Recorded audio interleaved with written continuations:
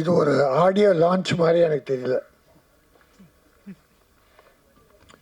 ஒரு கல்லூரியில் பாடம் எடுக்கிற மாதிரி இருந்தது. நாங்கள் நிறைய இசை வெளியீட்டு விழாவில் தொடர்ந்து பேரரசு, நான், தம்பி நேரம் கிடைச்செல்லாம் வந்துடுவார். ரோபோ எல்லா ஆர்டிஸ்டும் அப்படி இருக்க மாட்டாங்க. என்னை கஷ்டப்பட்டு வளர்ந்தவன்.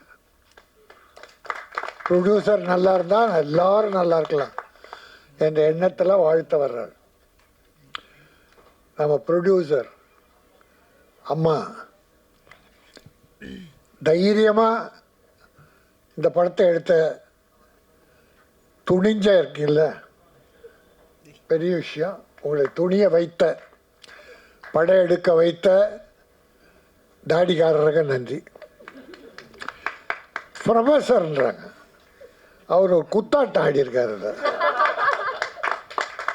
ப்ரொஃபஸர் ஒரு ஆட்டம் போட்டிருக்காரு. மதுரைக்காரன்லாம் அப்படி தான்.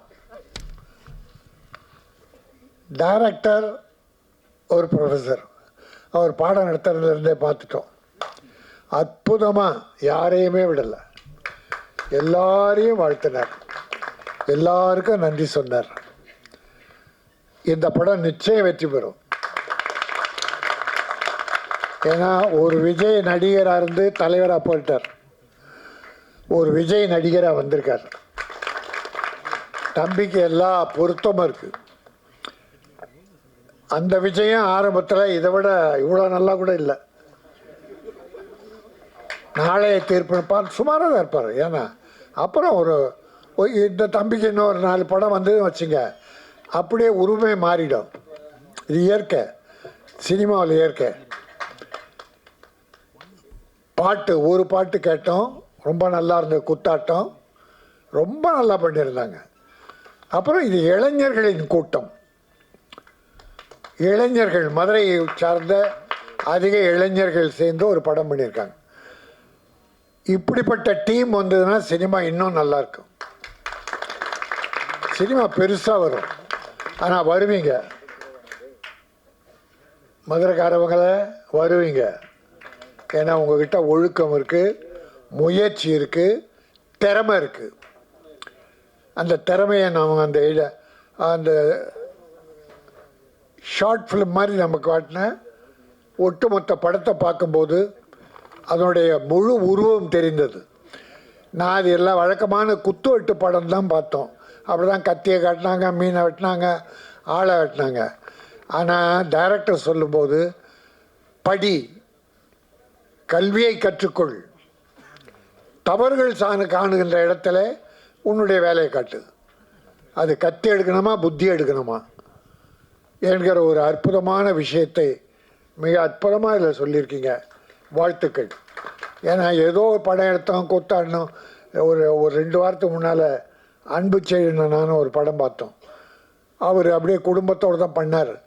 ஆனால் முடியல. ஆனால் இந்த படம் மனதறிந்த ஆழ் மனதோடு வாழ்த்துறேன், நல்லா வரும். எனக்கு ஒன்றே ஒன்று, 300 கோடியில் தயாரிக்கிற படத்துக்கும் டிக்கெட் விலை 100, 150. ஆனால் இந்த ஒரு 5 கோடி 3 கோடியில் தயாரிக்கிற படமும் டிக்கெட் விலை தியேட்டரில் 100, 50, 150னா ஏழை மக்கள் எப்படி படம் பார்ப்பாங்க? இந்த மாதிரி படங்கள் வெற்றி பெறணுன்னா ஒரு 60 ரூபா, 80 ரூபா, 100 ரூபா. தமிழக முதல்வர் பல நல்ல காரியம் பண்ணிகிட்ருக்கார். மிகச்சிறப்பாக தமிழகத்தை ஆட்சி பண்ணிகிட்ருக்கார். ஆனால் சினிமா உலகத்தில் இன்னும் கொஞ்சம் நல்லது பண்ணணும். அதில் முதல்ல இந்த டிக்கெட் விலையை பெரிய படத்துக்கு என்ன வேணால் பண்ணிங்க, பெரிய பட்ஜெட் படத்துக்கு என்ன வேணால் பண்ணிங்க. இப்படிப்பட்ட சிறு முதலீட்டு படங்களுக்கு டிக்கெட் விலையை குறைச்சி ஏழைகளும் படம் பார்க்கணும். அவ்வளோதான். ஏழைகள் பயக்கூடாது தியேட்டரில் வந்தால். அவங்க எளிய முறையில் 60 ரூபா, 80 ரூபா, 100 ரூபா, அதை விட குறைச்சும் பண்ண முடியாது டிக்கெட். அப்படி பண்ணால் இந்த படம் எல்லா மக்களும் பார்ப்பாங்க, பார்க்கணும். இப்போ இருக்கிற டிக்கெட் விலைக்கே பார்ப்பாங்க. ஏன்னா நல்ல படங்களை மக்கள் வரவேற்கிறார்கள். இப்போ பார்த்தா இந்த ஒரு 6 மாதத்தில் ஒரு 5-6 சின்ன படங்கள்லாம் வெற்றி பெற்றிருக்கு. கதையை தான் பார்க்குறாங்க, கதாநாயகன் யாருன்னு பார்க்குறதில்ல. இப்போது பெரிய பெரிய கதாநாயகன் நடித்த படங்கள்லாம் சரியா இல்லை. கமல்ஹாசன் ஒரு படம், மணிரத்னம் படம், என்ன லைஃப் பாருங்க, பெரிய டைரக்டர், பெரிய பெரிய ஹீரோஸ், படம் சரியா இல்லைன்றாங்க. மணிரத்னம் பெரிய டைரக்டர் தான், கமல்ஹாசன் உலக நாயகன் தான். கதை இல்லை, கதை மக்கள் விரும்பலை, அந்த கதையை மக்கள் விரும்பலை, அவ்வளோதான். அதனால் டைரக்டரோ மற்ற டெக்னீஷியன்ஸோ நான் குறை சொல்ல. கதை இருந்தால் யாரை கதாநாயகனை போட்டாலும் நல்லது. இந்த மாதிரி ஒர்க் அவுட் பண்ணால் நிச்சயம் மக்கள் படம் பார்க்கிறார்கள். அதனால் இந்த படம் நிச்சயமாக வெற்றி பெறும். மதுரை 16 சங்கம் வைத்து தமிழ் வளர்த்த மதுரை. தமிழ் அந்த காலத்தில் முத்தமிழ் வளர்க்க சங்கம் வைத்து தமிழ் வளர்த்தாங்க. அந்த தமிழ் இன்றைக்கு ஓங்கி வளர்ந்து கொண்டிருக்கிறது. அந்த மதுரையில் உருவான இந்த படம் மதுரை 16 முத்தமிழ் போல் எத்திசையிலும் தமிழர்களெல்லாம் வெற்றி கொடி நாட்டும். ப்ரொடியூசர் மறுபடியும் படம் எடுப்பார். இந்த டீம் பெரிய டீமாக தமிழகத்தில் வளரும். வாழ்த்துக்கள், நன்றி, வணக்கம். ஒரு வழியா மைக்கை கொடுத்துட்டாங்க.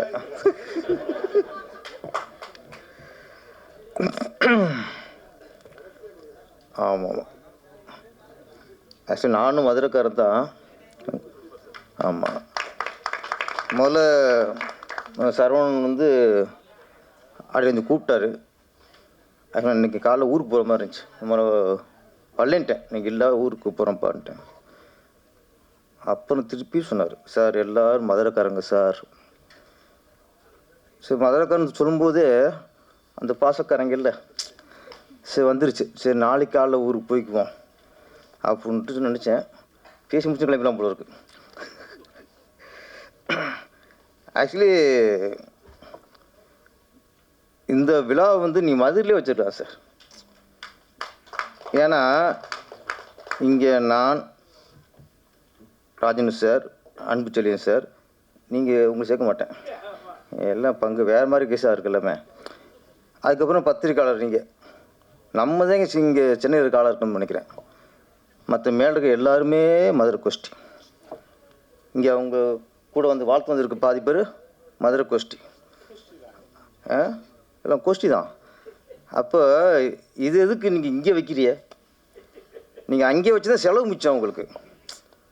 நாங்கள் அங்கே கொஞ்சம் பேர் தானே அங்கே வந்துருக்கோம், வேனில் போட்டு பஸ்ஸை பிடிச்சி எங்களை ஏற்றி வந்துடலாம் இங்கே. அதனால் நல்ல எல்லாம் குடும்ப விழா அப்படின்னாங்க.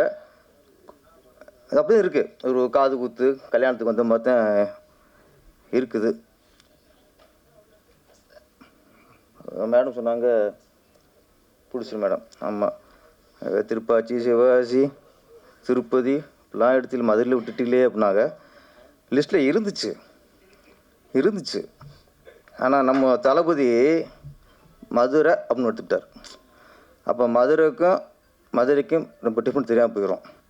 அப்படிங்கிறனால அந்த மதுரை கொஞ்சம் தள்ளி வச்சிட்டோம். ஆனால் இது பரவாயில்ல, நீங்கள் வந்து மதுரை 16 அது போதும், 18 ஏற்பட்டு இருக்குது. இப்போ மதுரை 60ன்னு வச்சுருக்கணும். எல்லாம் அவ்வளோ இருக்குது இங்கே. ஆள் கணக்கு பாரு எண்ணி வச்சுருக்கலாம் நீங்கள். ஓகே, இங்கே 16 ராசி தான். 16 வயதுலே வருஷம் 16. இப்போ மதுரை 16. ஓகே, ஊர் நாள் ராசி தான், 16 நாள் ராசி தான். படம் மிகப்பெரிய வெற்றி அடையணும். இதில் நான் வந்து ட்ரெய்லர் சாங் பார்க்கும்போது குறிப்பாக ஒருத்தர் பாராட்டணும்னா கேமராமேன்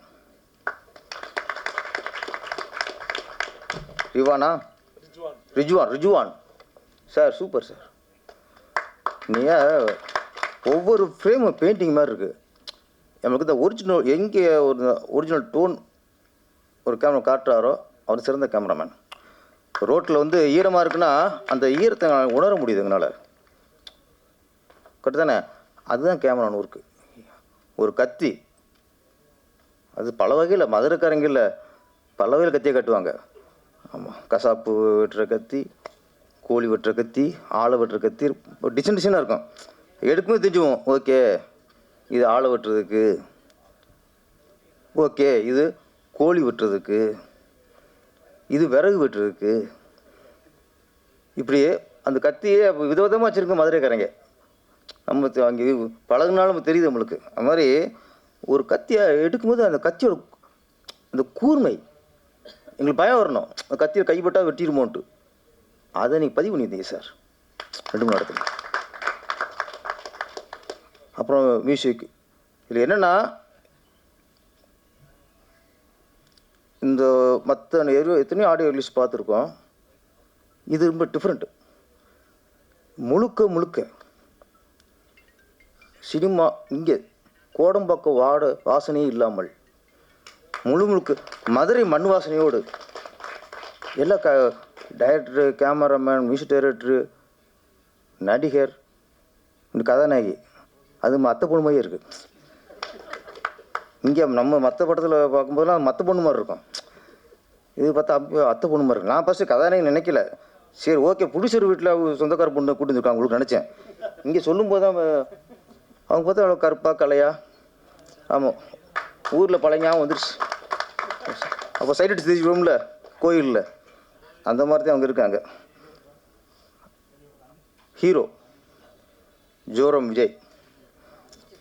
ஜுரம் எங்களுக்கு ஜுரம் வந்துடுச்சு. இப்போ நிறைய ஹீரோக்கு ஜுரம் வந்துடும். இப்போ என்னடா கொடுத்துன ஆள் இறக்கிட்டாங்களேன்ட்டு.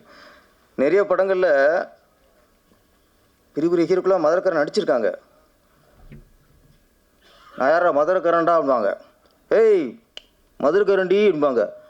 டேலாக்கு மட்டும்தான் மதுரைக்காரனாக இருக்கும். மூஞ்சில் மதுரை தெரியாது எங்களுக்கு.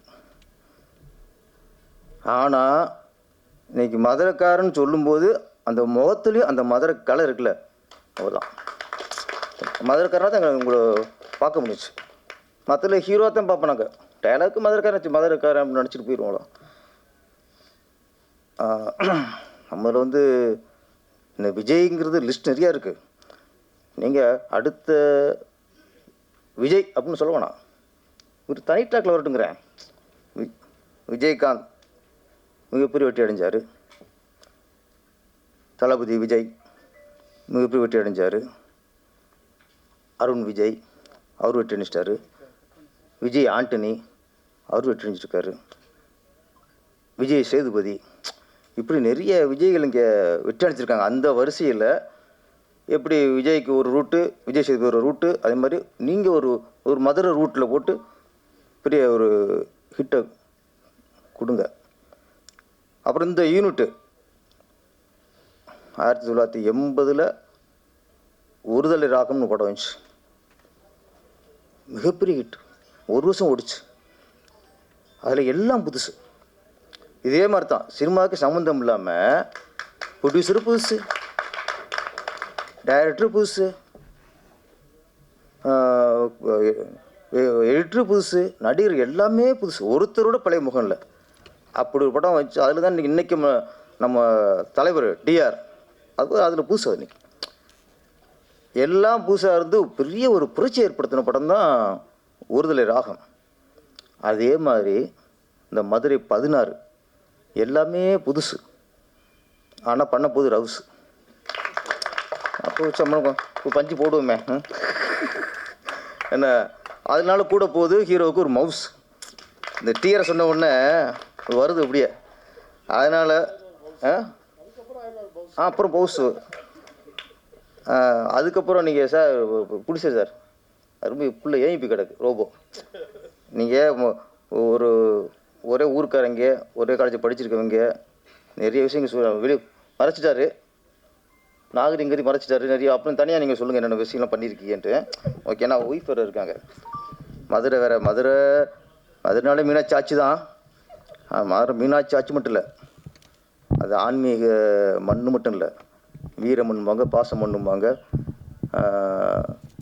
ஆனால் இங்கே பார்த்தா மதுரைங்கிறது வீரமண் பாசமண் அதனோட நன்றி மண்ணாக இருக்கும் போல இருக்குது. ஏன்னா இவர் ஒருத்த விட்டு வைக்கல ப்ரொடியூசரு. அவங்க பிரசவம் பார்த்தாலும் ஒரு நர்ஸு டாக்டரு அதை மட்டும் சொல்லவர். அவங்க தான் எனக்கு பிரசவம் பார்த்தா அந்த டாக்டருக்கு நன்றி மட்டும் சொல்லவர். எல்லாம் சொல்லிட்டாரு. பார்ப்பாரு, அவரை விட்டுட்டேன் பாரு, நீ வாடா, கார்த்திக் நீ வாடா.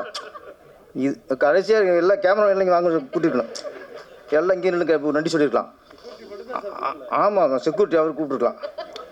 அப்போ மதுரைங்கிறது இது வீரமண் பாசமண்ணும் கூட அது ஒரு நன்றி உள்ள மண் போல இருக்கு. அது மாதிரி இவருக்கு போட்டியே அவர் யார் டைரக்டர் ஜான் தாமஸ். அவர் லிஸ்ட்டு போட்டார். ஃபஸ்ட்டு ஸ்கிரிப்டில் இதுக்கு பேனா வாங்கியிருப்பார்ல கடையில் கடைக்காரனுக்கு, இந்த பேனா கொடுத்த கடைக்காரனுக்கு அங்கேருந்து ஆரம்பித்து இங்கே வரைக்கும் அவர் லிஸ்ட்டு போட்டார். நம்மளுக்கு சரி விடிஞ்சிரும் போலுக்கு இன்னைக்கு. இவர் ப்ரொடியூசர் பேசிட்டு நாங்கள் போயிட்டே இருக்குன்னு நினச்சிக்கிருக்கோம். முடிச்சுட்டு வராரு ரோபோ சார், அவர் நம்ம அனுப்பிச்சிட்டேன், திருப்பி சாலை போட்டு திருப்பி பேச வச்சுட்டார். நான் என்னடா அது திருப்பி முதல்ல இருந்தா? ஆமாம், நான் தாரணியை மறந்துட்டேன். ஓகே, நீங்கள் உண்மையில நன்றி. இவங்க பாருங்க, அவர் ஸ்டூடெண்ட், அவங்க நன்றியை கட்டுறதுக்காக அவங்க வந்திருக்காங்க. அப்படியா? எனக்கு தெரியும் வாணி பூச்சி தெரியாது சார். நீங்கள் வாணி பூச்சன் ஏதாவது சொல்லி ராணி பூச்சி சொல்லிக்கிருப்பீங்க. எங்கே இழுத்துட்டு வர ஒரு ரோபோட்டை பார்த்து பேசணும். ஓகே, டோட்டலாக இந்த மதுரை 16 மிகப்பெரிய வெற்றி அடைந்து இதில் நடித்த அனைத்து நடிகருக்கும் மிகப்பெரிய பேர் வரணும். இதில் ஒர்க் பண்ண கேமராமேன், எடிட்ரு அனைவருக்குமே மிகப்பெரிய ஒரு பேர் வரணும்னு ஆசை. திரும்ப சொல்கிறேன், ஒரு தடவை வெற்றி அடைஞ்சதுக்கப்புறம் எல்லோரும் பெரிய மேலே போயிட்டாங்க. ப்ரொடியூசர் பெரிய ப்ரொடியூசர் ஆகிட்டார், கேமராமேன் பெரிய கேமராமேன் ஆகிட்டாப்ல, மியூசிக் பெரிய ஆகிட்டார், டைரக்டர் பெரிய ஆகிட்டார், ஹீரோலாம் ஒரு 4-5 வருஷம் பிஸியாக இருந்தார் அவர். அதே ஒரு தடவை எப்படி வெற்றி அடைஞ்சிச்சோ ஒரு புது யூனிட்டு, அதே மாதிரி இந்த புது யூனிட்டு ஒரு மாதிரி மிகப்பெரிய வெற்றி அடைஞ்சு தொடர்ந்து அடுத்து மதுரைக்காரன் மட்டும் வைக்காமல் தஞ்சாவூர்காரன், கும்பகோணக்காரன், திருச்சிக்காரன் எல்லாரையும் நீங்கள் அரவணைச்சு போங்க. நன்றி, வணக்கம்.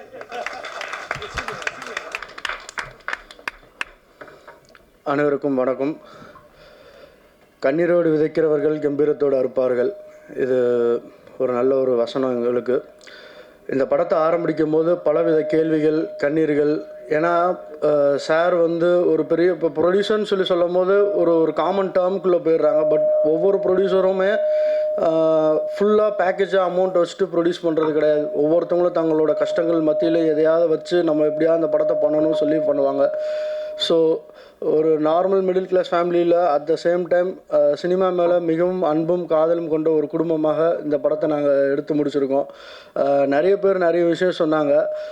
நான் சாரோட ஸ்டூடெண்ட் சொல்லி சொன்னாங்க. பட் இன்னொரு விஷயம் இருக்குது. நான் சாரோட கொலிகாவும் காலேஜில் ப்ரொஃபஸராக வேலை பார்த்துருக்கேன் நான். ஸோ ஆக்சுவலாக நானும் சாரும் இந்த பயணத்தை நாங்கள் பார்த்திங்கன்னா கிட்டத்தட்ட 11 வருஷத்துக்கு முன்னாடி ஆர்ஃபியூஸ் யூரிடேஷன்ற ஒரு காலேஜ்லேயே நாங்கள் ஒரு க்ரியேட்டிவாக ஒன்று பண்ணணும் அப்படின்னு நினச்சோம். ஏன்னா எல்லாருமே நானும் சாரும் பேசிக்காக நாங்கள் இங்கிலீஷ் லிட்ரேச்சர்ஸ் நாங்கள். ஸோ காலேஜ்லேயே பார்த்திங்கன்னா ட்ராமாவை டீச் பண்ணாமல் அதை ஷார்ட் ஃபிலிமாக எடுத்து கொடுத்தா ஸ்டூடெண்ட்ஸுக்கு இன்னும் விஷுவலாக அது நல்லாயிருக்கும் அப்படின்னு சொல்லி அங்கேருந்தே க்ரியேட்டிவ் கண்டென்ட்டை பிடிச்சி வந்தோம். இன்றைக்கி கடவுள் புண்ணியத்தில் இன்றைக்கி 11 வருஷத்தோட முடிவில் இன்றைக்கி ஒரு பெரிய படத்தை நாங்கள் எடுத்து முடிச்சிருக்கோம்.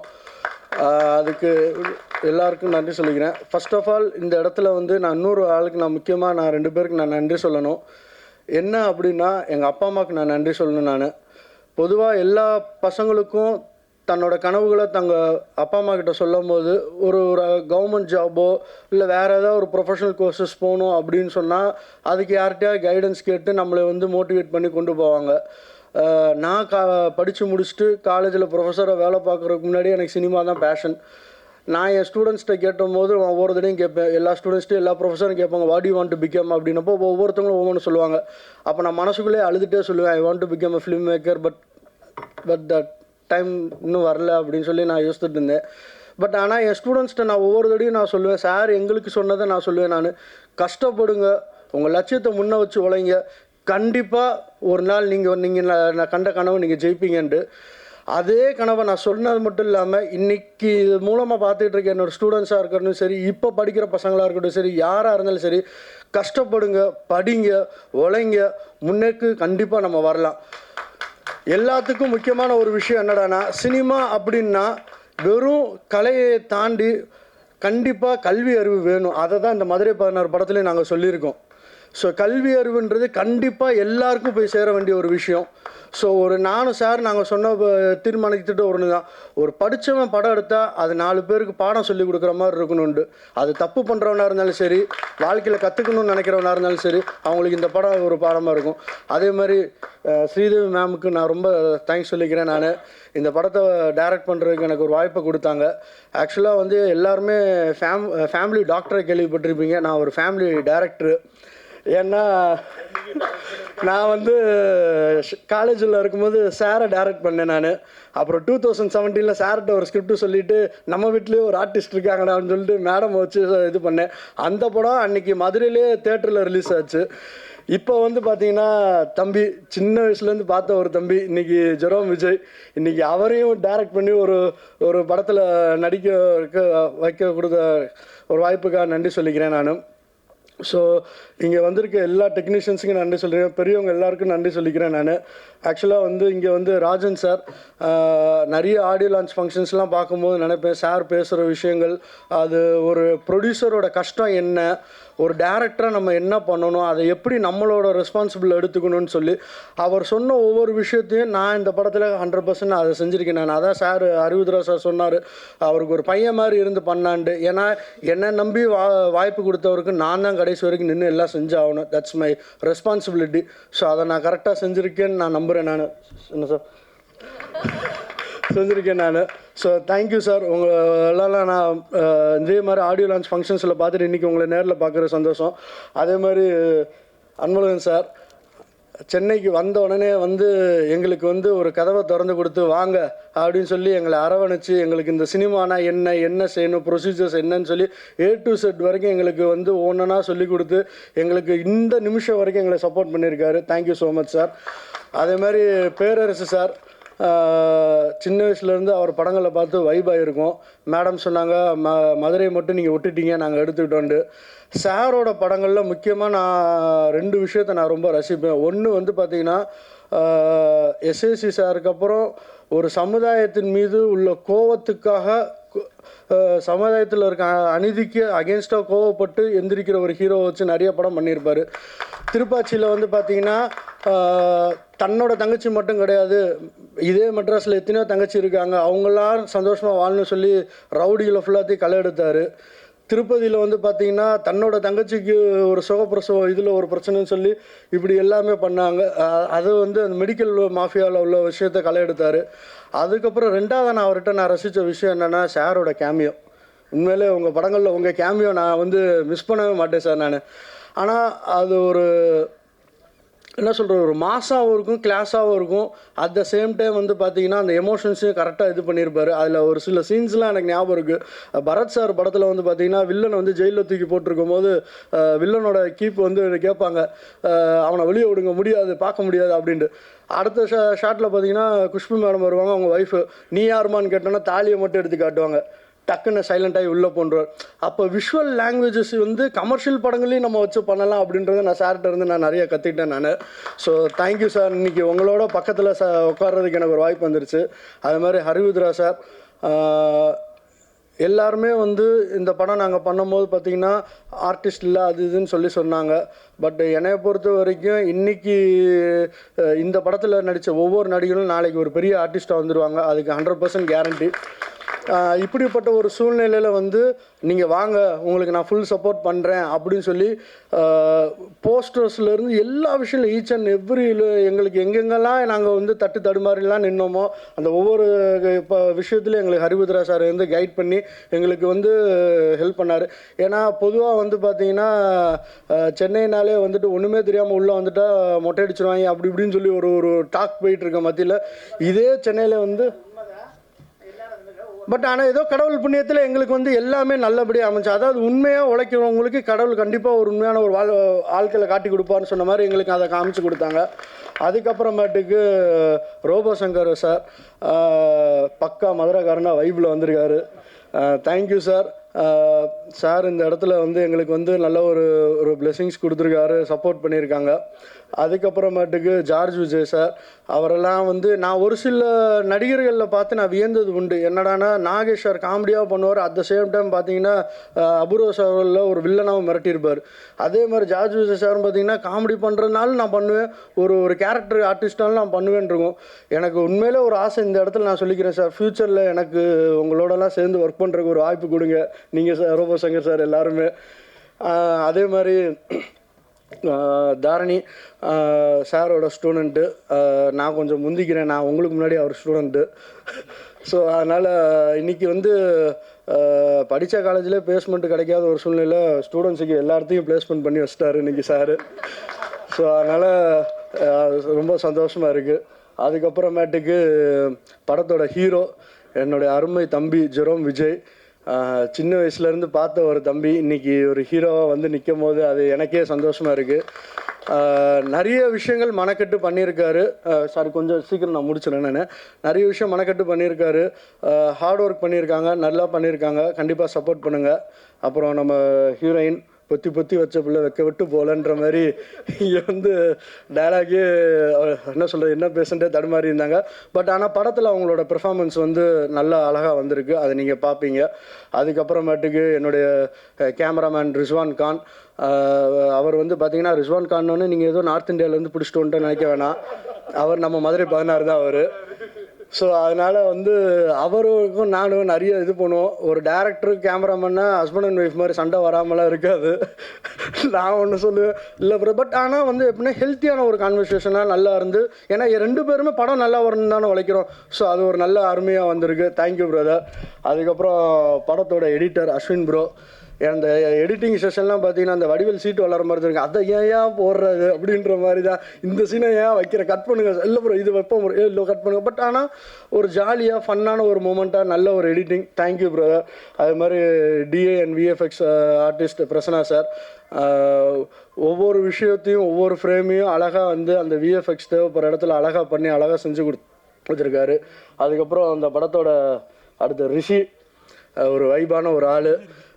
தம்பியை வந்து நான் சொன்னேன், பிரதர் இந்த மாதிரி தான் இருக்கும், இப்படி தான் இருக்கும் அப்படின்னு சொல்லி இந்த சீன்ஸ் எல்லாம் சொல்லி இது பண்ணும்போது, இப்போ பாருங்களேன் என் பெர்ஃபார்மன்ஸு அப்படின்னு சொல்லிட்டு விட்டு விளாசி எடுத்துட்டாரு. அதுக்கப்புறம் விமல், அவரை பார்த்து அந்த கேரக்டரை நான் ரிவீல் பண்ண விரும்பல, நீங்கள் படம் பாருங்கள். அதே மாதிரி இந்த இடத்துல நான் இன்னும் 2 ஆர்டிஸ்ட்டை சொல்லணும். மதுரை பிரசன்னா சார் படத்தில் ஒரு முக்கியமான ஒரு கேரக்டர் பண்ணியிருக்காரு. அப்புறம் இன்னொரு பிரசன்னா இருக்கார், அவர் வந்து பார்த்தீங்கன்னா அவர் இன்னும் அந்த கேரக்டர்லேருந்து வெளியே வராமல் அதே கேரக்டராகவே அப்படியே ட்ராவல் ஆகிட்டு இருக்காரு மதுரைக்குள்ளே. ஸோ அதனால் அவர் அப்படி. அதுக்கப்புறமேட்டுக்கு சிவானி செந்தில் சார், சக்கரவர்த்தி அண்ணா, எல்லோரும் இந்த மெட்ராஸில் வந்ததுலேருந்து கூட சப்போர்ட்டிவாக இது பண்ணியிருக்காங்க. அதே மாதிரி இன்னொரு இடத்துல சொல்ல வேண்டிய நண்பர் ராஜ், கிட்டத்தட்ட 10 வருஷமாக நானும் அவரும் ஒன்றா ட்ராவல் பண்ணிகிட்ருக்கோம். எத்தனையோ நாட்கள் நைட்டு கூட வீட்டுக்கு போகாமல் டீ கடையில் உட்காந்து என்ன நண்பா இப்படியே வாழ்க்கை போய்கிட்டு, எப்போ நண்பா நம்ம சினிமாவுக்கு போவோம், போயிடுவோம் நண்பான்னு சொல்லி அவரும் அந்த படம் பண்ணியிருக்கேன் அப்படின்னு சொல்லி வீரதீர சூரன்லாம் ஒரு கேரக்டர் ஆர்டிஸ்ட்டாக பண்ணார். இன்றைக்கி இந்த படத்தில் அவருக்குன்னு ஒரு தனி ரோல் இருக்குது. இப்படி வந்திருக்கு எல்லாருக்கும் நன்றி. கடைசியாக என் தலைவன் சந்தோஷ் ஆறுமுகம், நான் அடிக்கடி சொல்லுவேன், நான் ப்ரோ கார்த்திக் சுப்ராஜுக்கு எப்படி சந்தோஷ் நாராயணனோ இந்த ஜானிக்கு இந்த சந்தோஷ் ஆறுமுகம் அப்படின்ட்டு. ஏன்னா இந்த இடத்துல நான் ஒன்று சொல்லிக்கலாம், என்கிட்ட நல்ல கதை இருக்கலாம், சார்ட்ட நல்ல ஒரு ப்ரொடக்ஷன் இருக்கலாம், எல்லாம் இருக்குது. But end of the day team இல்லைன்னா ஒன்றுமே செய்ய முடியாது. ஸோ இந்த டீமுக்கு தான் பெரிய ஒரு நன்றி. ஸோ சந்தோஷ் ப்ரோ இந்த படத்தை நல்ல ஒரு மியூசிக் பேக்ரவுண்ட் ஸ்கோர், அதாவது ஒரு இங்கிலீஷில் ஒரு கோட் சொல்லுவாங்க, music is invisible character revolves around the film அப்படின்னு சொல்லிட்டு. அந்த ஒவ்வொரு சீனையுமே வந்து பார்த்திங்கன்னா செதுக்கி நிப்பாட்டுறது வந்து பார்த்திங்கன்னா அந்த மியூசிக் தான். பேக்ரவுண்ட் ஸ்கோர்லேயும் சரி, பாட்லேயும் சரி, எல்லாம் நல்லா பண்ணியிருக்காங்க. படத்தில் வந்து 3 பாடல்கள் இருக்குது. மொதல் பாட்டு நீங்கள் கேட்டால் மதுரைக்காரண்டா பாட்டு. அந்த மதுரைக்காரண்டா பாட்டு உருவான விதம் வந்து பார்த்திங்கன்னா, நான் நிறைய ஆடியோ லான்ஸில் கேட்கும்போது டேரக்டர்ஸும் மியூசிக் டேரக்டர்ஸுக்கு இருந்த ரிலேஷன்ஷிப் அவங்க பேசினதெல்லாம் சொல்லுவாங்க. அது மாதிரி எனக்கு இந்த அனுபவம் கிடச்சிச்சு. அதை லிரிக் ரைட்டர் வந்து பார்த்திங்கன்னா நானும் சாரும் தான் அந்த பாட்டு எழுதுனா. அந்த பாட்டு எழுதுறதுக்கும் வாய்ப்பு கொடுத்த சாருக்கு நான் நன்றி. ஏன்னா வந்து பாட்டு எழுதும் போதே ஒரு சில விஷயங்கள் நாங்கள் பார்த்தோம். பொதுவாகவே மதுரை அப்படின்னாலே ஒரு ஸ்டீரியோ டைப் இருக்குது.